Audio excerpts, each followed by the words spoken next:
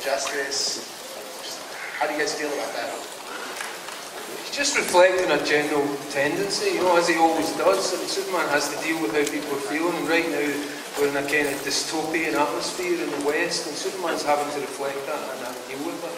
So I think it's an inevitable part of his development through history, that these are the things he has to handle. If he's dark now, it's because we're all a little bit dark, you know.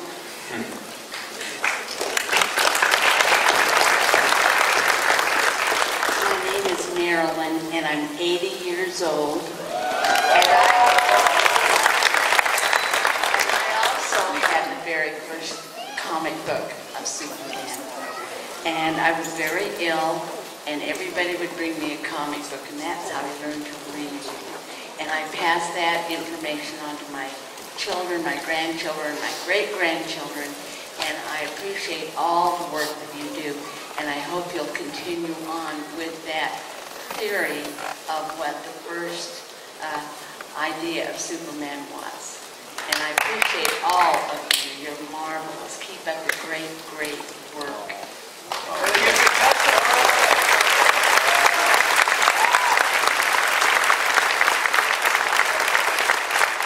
This is for Tim Daly. One of my favorite episodes is an episode where Superman's fighting Doomsday, and he does what's called a cardboard speech. It's very popular. You find them on the internet all the time. And I'm curious about is how much input you as an actor have into that speech. How much of that all comes from the writers? Is it interactive, or is it just it's your script? They give you the script, and that's it. I really have to give all the credit to the writers. They're the ones that spend the grueling hours thinking about the role and the story and how best to manifest Superman. And I show up, to do the voice, which is, by comparison, an incredibly easy job. So it's my job to fulfill the story that they've created. But it's the writers.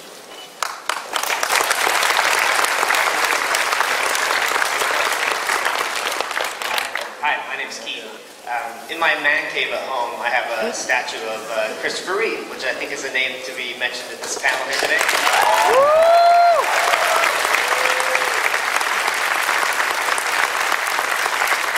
was just wondering, for all the panel, whoever wants to respond, is there a keepsake or something from the sets or something from your experience with Superman that maybe you have in your home? Good question. I have another Reeve. My mother met George Reeve when she was a little girl, and I have an autographed photo of my mom, George Reeve, that's in my office, which is kind of cool. Henry, did you keep anything? Yeah, I wasn't allowed to actually keep anything because it was all under lock and key, and so instead I had something made, which was a replica of the key, which I have, the command key, which I wear, and I had a replica made, and I gave it to 4 of my friends as well, who were closest in my life.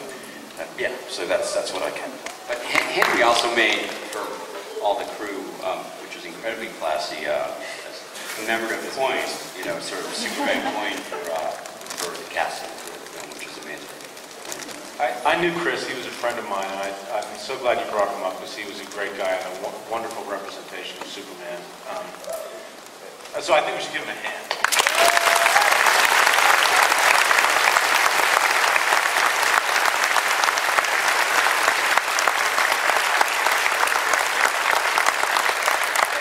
The keepsake I have is a cell from the animation. Do you know what a cell is? It's the celluloid, whatever. That plastic stuff that they draw on. That's my keepsake. But also, some of you may know that I do a web series called The Daily Show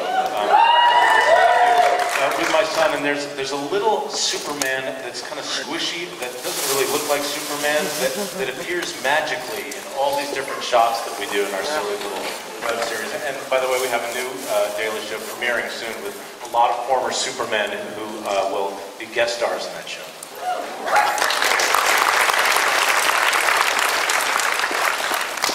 I have an eraser from a page I drew on Superman Unchained.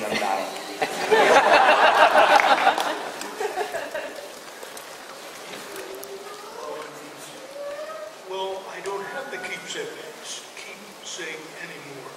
But there was a lunch in New York. You were there, Paul, when the Smithsonian said they were going to put my bow tie from the Superman show in the Smithsonian. And there were several executives from Time Warner there. And I said to the guy from the Smithsonian, I said, where are you going to get the bow tie? And he said, oh, Warner Brothers is going to give it to us. I said, they don't have it.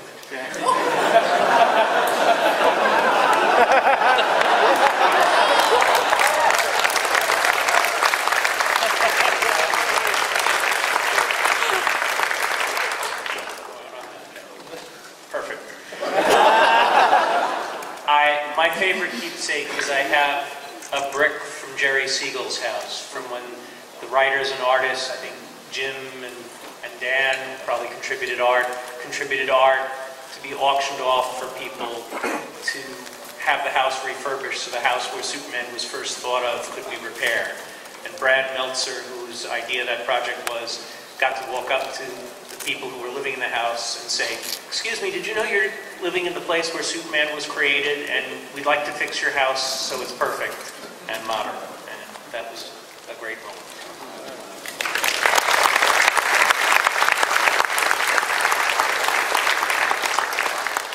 My name is Tom. Henry and Dylan, you were both great. David, I love the script. The adoption angle really resonated with me. Were you caught off guard by the backlash of the ending, since there was a precedent of Superman killing Zod in Superman 2 and in the comics?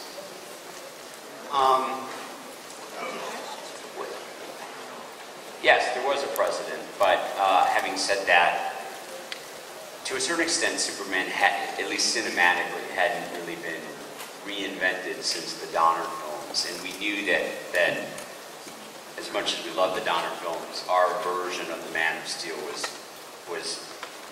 a lot of people were going to embrace it. Some people it was going to be a shock. So to a certain extent, we expected that, but yeah, I mean, John Byrne had done it with Zod and Donner before, and it is what it is. But Zach has spoken about this, and we will be dealing with it in the coming film. That in a way, this film is really Superman. One of the reasons we didn't call it Superman, we called it Man of Steel, is we could have called it Superman Begins. And that moment that Henry... That was done. Yeah. That was taken. But that moment that Henry expressed so beautifully in the film, the anguish after having done it, is one of the things Zach has said publicly is we will pick up from that. He's not Superman fully formed in this film. He becomes that in the next film, and he will have to deal with the repercussions of that in the next film.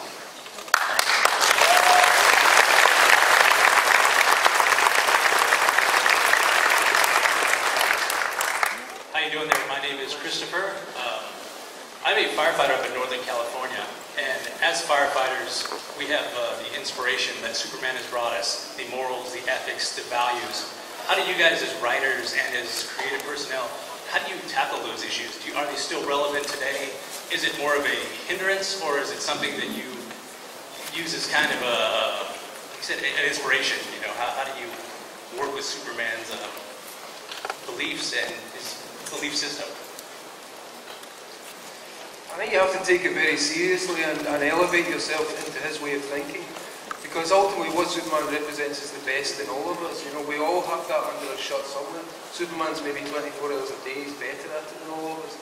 But really what he's all about is that indomitable spirit, as Henry said, is that part of humanity that does not give in and that still believes in us and tries to do the best. So I think you have to elevate yourself to it, and you can't really try that, then you have to take that very seriously as the most important aspect of Superman. So that's how I sit, I'm sure you're not. Jerry, David? Look, yeah, Henry touched upon this. It can be paralyzing as a writer, to sit down and say, wow, you literally got the weight of, he's the most recognized figure in the world, and so many people aspire to be him, and he represents so many things, and it can be hard to write a character that is an icon. And so when I was writing, we tried to humanize him.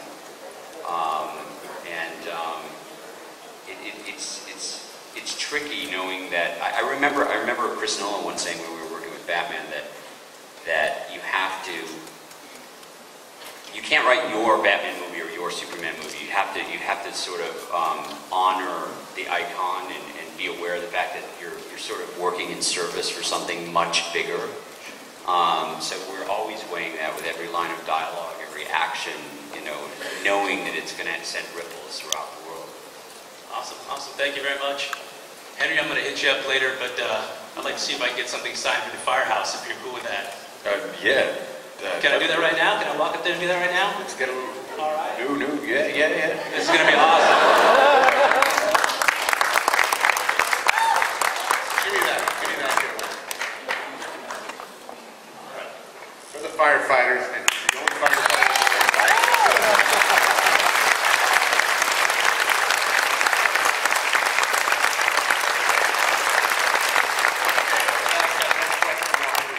I just generally wanted to thank you guys all for the contributions you've given over the years to Superman to get to the point where it is now and to give us a movie like Man of Steel that's just so on point for what we've always wanted to see as a Superman film.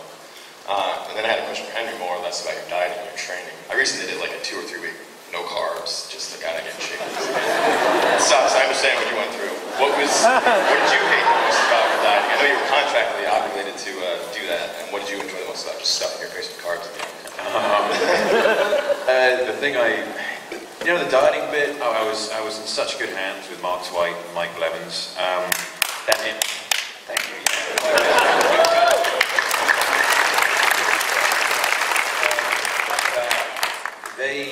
When it came to the leaning stuff, they had me primed and everything, and yes, they cut out a lot of carbs from my diet and to prep me for the shirtless scenes. The most difficult thing was just that it was over a 6-week period that we were staying lean. And so instead of it being just for one day, you know, like bodybuilders do, and you stand under a nice light, you get a spray tan, I had to maintain that and still work long hours and still get up in the morning and train. And that was probably my least favorite thing. But at the end of that, I did get the chance. Zach and Debbie Snyder bought me an apple pie from a local pie company and a tub of ice cream, and then I ordered a big 16-inch pizza on top of that.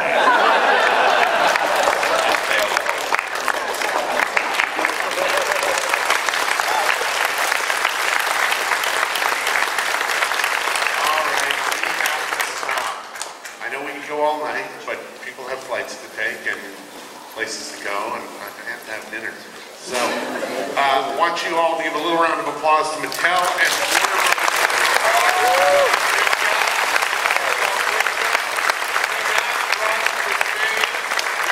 no autographs, no photos. They will be walking out that way. Jim and Tim are signing autographs down at the DC booth at 5:45, I believe. So you'll get that opportunity. Henry's not signing, don't ask. I know there's no more firefighters, but I do want you to give a round of applause for Paul Levitz.